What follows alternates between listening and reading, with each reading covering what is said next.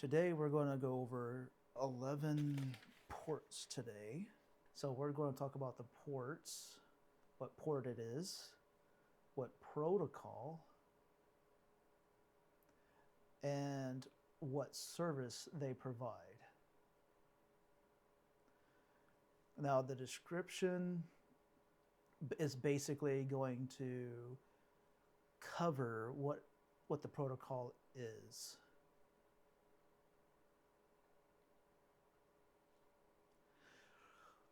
Now, the first one's going to be port 20. Oh, wow, look at that.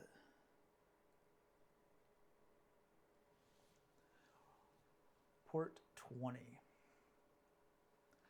And that's going to be protocol, that's going to be an FTP protocol.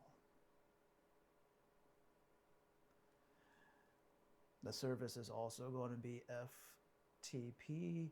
And basically what FTP stands for is file transfer protocol. Say you want to transfer files from one location to another. That's what this is. Now, it's also considered let's see if I can put this in here, a TCP protocol.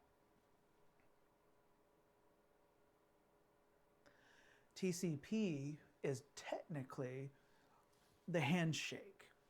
You say, hey, I want to pass this over. And the other guy's like, okay, cool. Let me receive that. Here's the file. All right, I got the file. Here's the acknowledgement, I got the file. Oh, thank you for telling me that I have the acknowledgement of the file. And so on, the handshake thing. That's what TCP is. We're going to get about what UDP is, which port is UDP. Now, let's go to 21. 21 is also FTP, and the service is also FTP. It's also a file transfer protocol. You're transferring files from one location to another using port either 20 or 21. There is a difference, but I'm not going to get into that right now between the two. And it's also a TCP. The next one is port 22. Now this one is SSH, which uses also SSH. Let me see. Oh, I just put secure. Can I spell it all in there? Secure. It's a secure protocol. Well, it's a secure shell protocol. Let me see if I can erase that. No way. That's cool.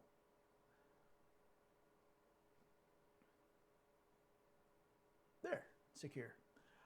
It's a secure shell protocol. Now, secure shell means you're still transferring files. However, it's going to be more secure. Now, the description I have here is you remote into a computer with encryption. So you remote into a computer, I'll call it a CPU, remotely with encryption.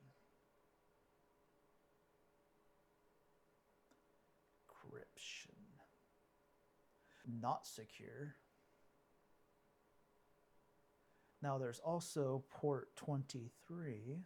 Oh, what's that? TCP as well. Now port 23 is also a TCP, which you basically think of TCP as the handshake.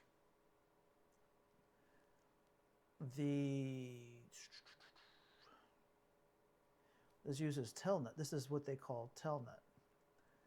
Now, telnet is a remote protocol as well, but put telnet there. And this is the same thing. You can remote into a computer but without encryption. Without encryption.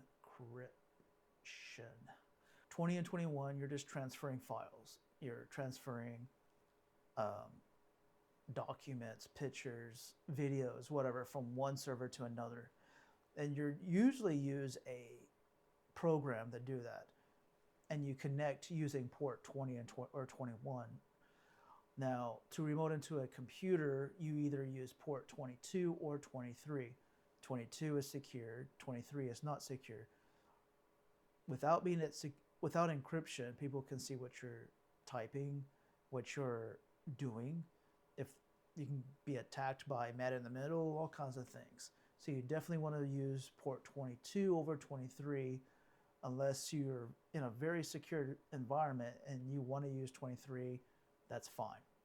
Always try to use SSH over Telnet anytime you try to VPN into anything. You want to secure your network, you want to secure your files, anything you do remotely. The next port is 25. So here's 25. That is also a TCP port. Uses the handshake. TCP equals handshake. And then that's SMTP. That's Simple Mail Transfer Protocol. It's used for email. Put down send email. The next one would be 53. And that could be TCP or UDP.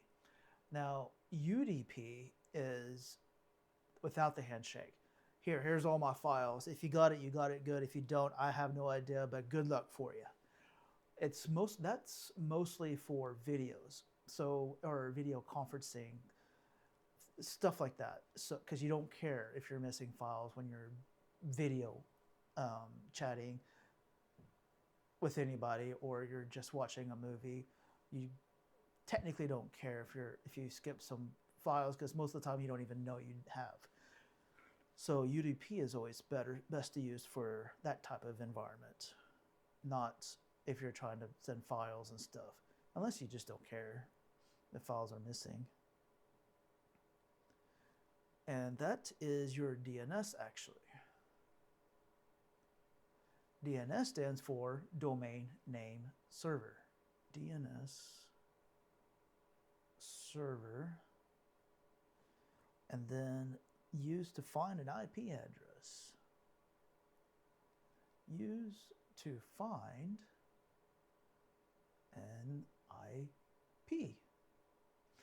Okay, so you go to a DNS server to get an IP for your name. So you come up with name bobstore.com, and then you're like, okay, that's cool. Well, you need an IP associated with it. So it goes to a DNS server, gets an IP associated with it, and then boom, you can connect to it. Same thing with computers. If you want to connect to your computer at home, you could technically create it. You have to connect it to a DNS server with a name, whatever you want to come up with, and you can connect to it that way. Or you could just use the IP only. But you definitely need an IP either way. The next one is port 80. This one is not really used that much. HTTP, no S. Don't put the S. So that's going to be a web server. Internet they don't use HTTP anymore because it's unsecured. We use HTTPS, which is a different port, and I'll get to that here in a second. I don't have a description for that, but this is going to be your TCP as well. I think this is the only one that has UDP is 53. It looks like. And by the way, by knowing which port is TCP or UDP, that's actually on the test if you want to take a network test.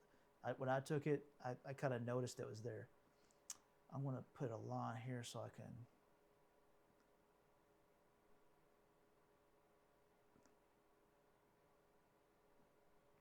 see where I'm at. Next port, 110. That's also TCP. This is going to be your POP3. Now, POP3 is also an email protocol.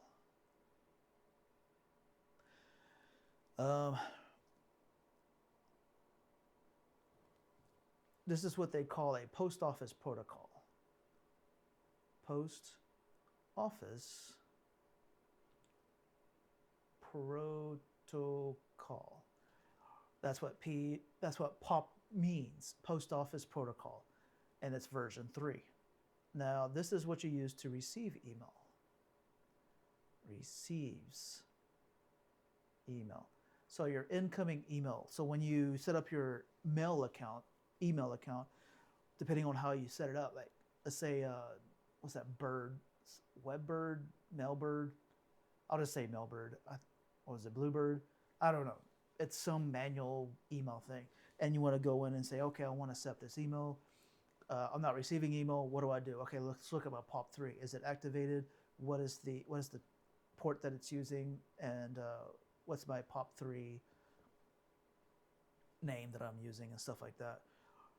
The next one is 143, which is also a TCP.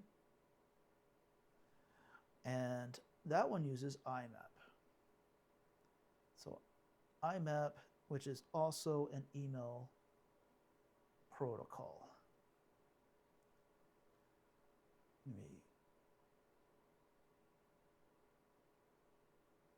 Yes, did it. Okay, this one is going to be an intranet message access protocol. Internet, a newer way to receive email. So POP3 is the old version to receive. This is also a receive email protocol. It's called Internet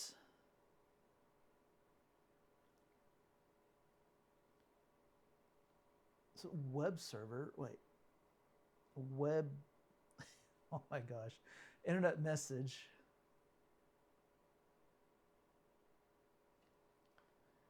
access protocol.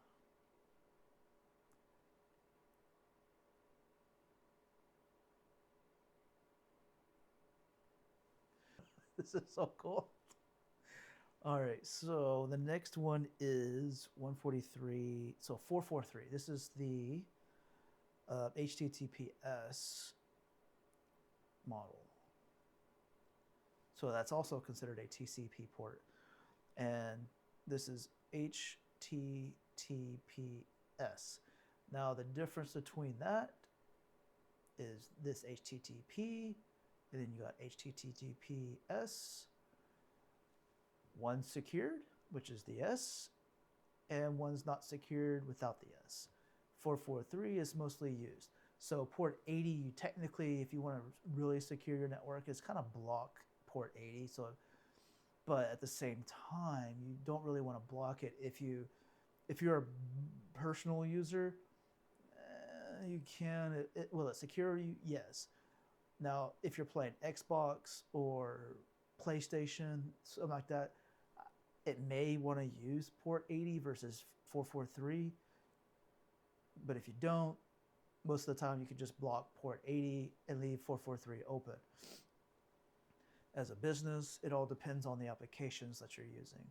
Does your application support port 80 or does it support only 443? If it does 443, I would recommend using 443 over 80, but there's some legacy applications companies use that will only use 80. And so HTTPS is also a web server.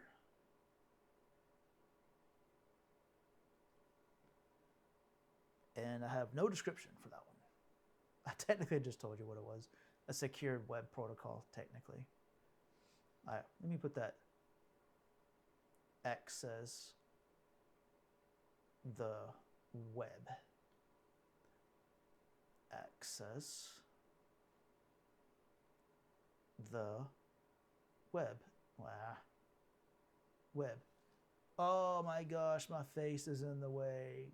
Sorry. There, 443. Let's see. Excuse me for a moment. Move it way over here.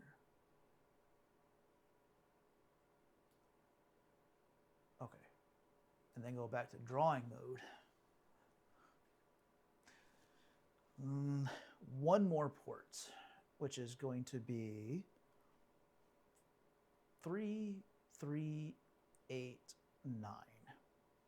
This is your remote desktop protocol, your RDP. Remote desktop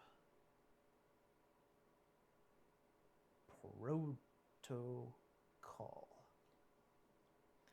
Now, this one, I have down that it is encrypted, but, well, I have it down that it is encrypted.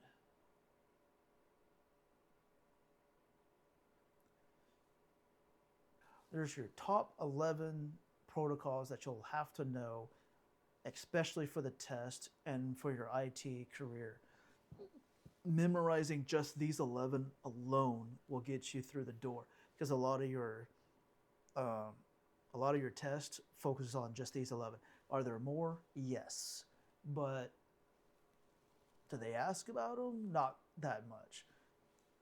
Interviews, I've noticed that one of the number of one question is, what is port 80? What is port 433? One secured, one not secured. They're both web servers. I think one job actually asked me, what port does RDP use? And then 3389, of course. There's the TCPs. They're going to say, okay, they're going to say what port uses 22, or what port uses 25. What port does DNS use? Those type of questions. And then you're going to say, okay, this access that. And they're like, okay. And then they go into the next one. So by learning these 11, you will answer questions 80% of the time good. So you're 80% more chance of passing. Well, thanks for joining me on this journey, and hopefully you do great out there.